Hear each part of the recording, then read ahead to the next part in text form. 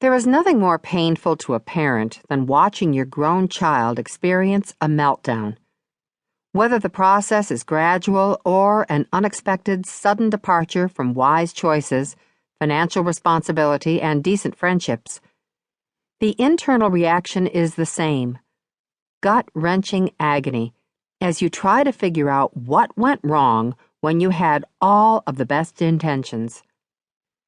You feel betrayed because, as a parent, you've tried to practice unconditional love.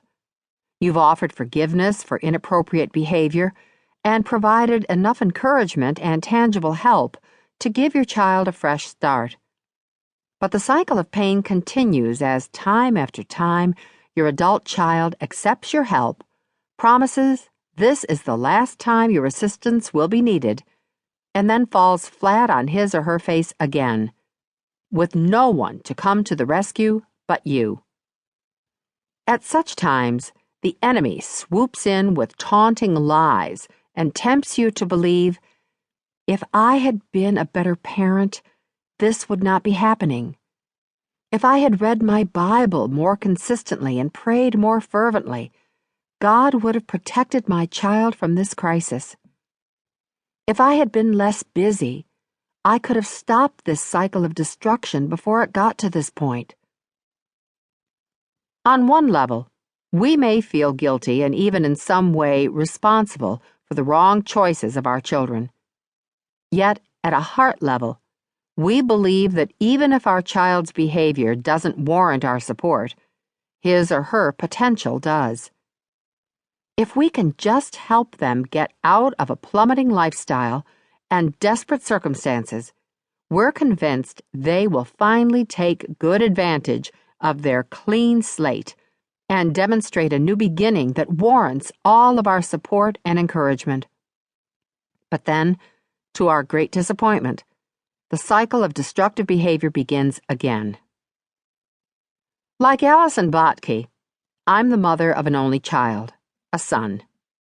My son was not caught in a web of addiction and financially destructive behavior, but he unraveled mentally, emotionally, and spiritually when he believed his legal options for protecting his two stepdaughters from sexual abuse at the hands of their biological father had been exhausted.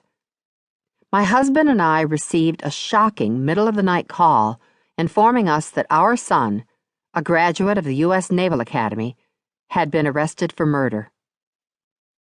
After 2.5 years of waiting through 7 postponements of his trial, our son was eventually convicted of first-degree murder and sentenced to life in prison without the possibility of parole.